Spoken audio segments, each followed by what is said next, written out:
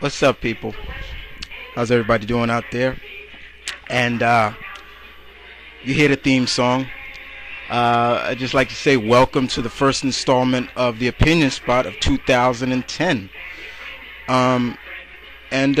What's on the topic for today, huh? Well, as promised, like I said, you hear that theme song.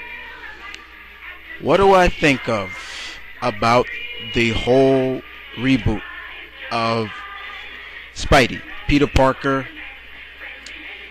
That's right, your friendly neighborhood Spider-Man. Well, let's get a little bit out there. First and foremost, they canceled 4 because Sam Raimi was having problems with scheduling as well, but also script issues as well. So that played into it as well. Of scripts he wasn't also liking the scripts that was coming out for 4. So, in some ways, he had to. It was either he had to let go of the release. It's a half and half situation. You know what I'm saying? Was it right for them to let him go? I can't say if it is or is it not, because first and foremost, some of us still can't get that taste out of our mouths of his last movie, of the last Spider-Man movie. I mean, completely shitting on a lot of the characters in that series, in the third one. Okay? And let's face it, guys. I mean, 1 and 2 were probably the best out of his run. But the main question, you guys have been coming with me many times. You guys know I'm a huge loyal fan to this character. He's the first character I ever started reading. For any other character, it was Spidey that got me into comics. So you know how I feel about this guy, No matter how much he goes up and down in the comics or everything else, I'm loyal to him to the bone. But I will, to the point I will say, like, I don't like where they're going with the character and stuff like that. But how do I feel about rebooting? Some may say it's too early because Sam Raimi's run is still so irrelevant to us. Some may say, hey, this is a good thing, But let's face it, Clark, Bruce, these 2 icons, now Peter will be in that league of icons that have been rebooted. Now let's face it, Clark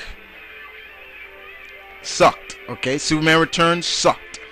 Bruce, on the other hand, has done well because, let's face it, we had to get that taste of Joel Schumacher's run out of our mouths. Okay? But now for Peter, having him go back to high school, taking it back to the old days of Peter, where basically, let's face it, am I upset? No, I'm not. To be totally honest with you guys, no, I'm not upset. Why? Because I'm half and half on this subject. I've been listening to everybody else's comments on their response and feelings about the Spider-Man reboot. I look at it as a positive and a minor negative. And I'm going to tell you why. Let me explain. Okay. Now let's face it.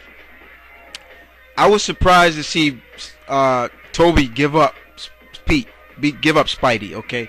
Because I've said it many times, guys, that this is Mr. Maguire's bread and butter.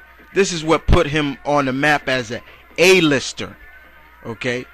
If it wasn't for this movie, he wouldn't get the roles that he gets now in some way, okay? But he's made it clear that he would not work for anybody but Sam Raimi, okay? So casting Peter Parker, Spider-Man over is going to be tough. I will agree with that. If they're going to put Mary Jane in it, which probably they will, so be it. I remember reading somebody's quote, get somebody with beauty that can stand and acting skills, but that can live up to the league of the comic book version of Mary Jane. So she has to have beauty and she can act. And don't get me wrong, Kirsten Dunst can act. However, she was not up to par for Mary Jane in my book. When you put her and Bryce Dallas Howard, Ron Howard's daughter who played Gwen Stacy, together, it was like, what the hell? You know? Now, there's another question.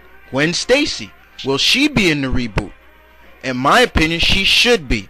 Because that, in my eyes, people, is Peter's first love. That's his first love.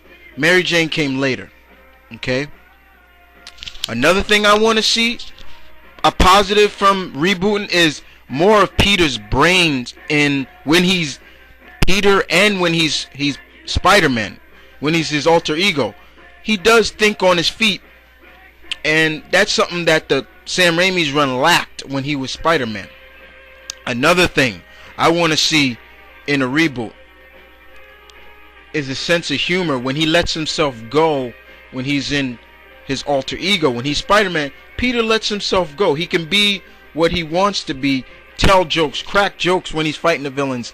I want to see that. I don't want to see always serious side to Pete as you saw in Sam Raimi's run. Okay? And then the key thing also, guys, that I want to see in this new reboot is the web shooters. I don't want to see organic webbing. Okay? I don't like that. I didn't like it in the movie, in Sam Raimi's run. I didn't like it when they introduced it in the comics. The web shooters are so iconic to this character.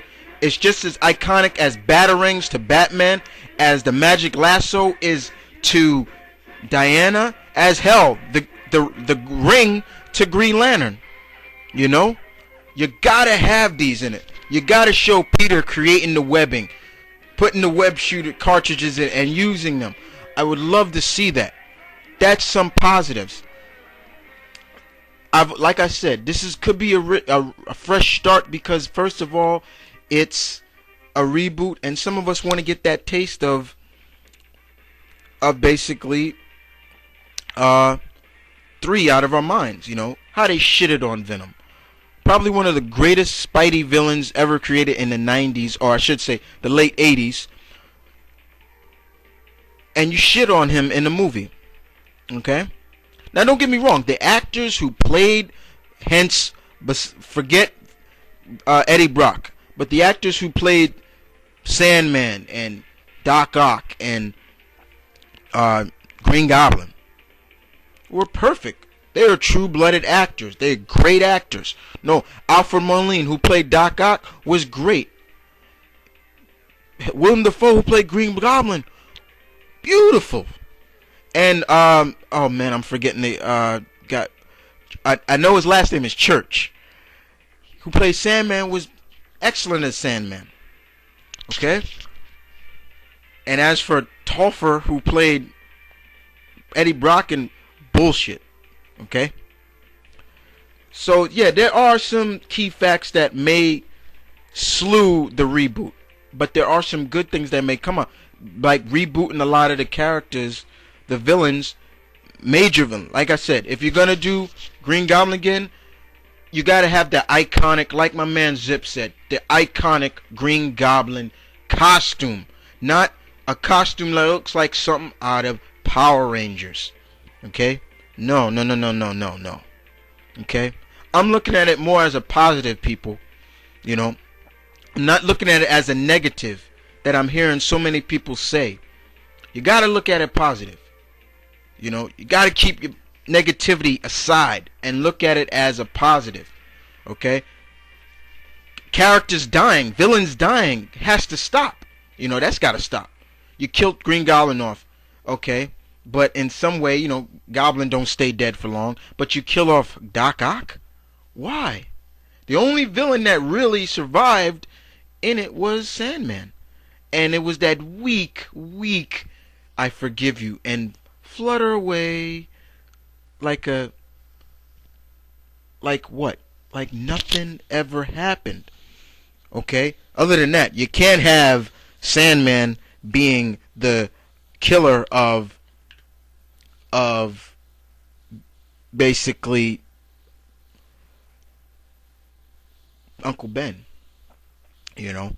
But this is also a good way of introducing a lot of other characters besides the big A-lister of his rogue gallery, you know. But this reboot can be something well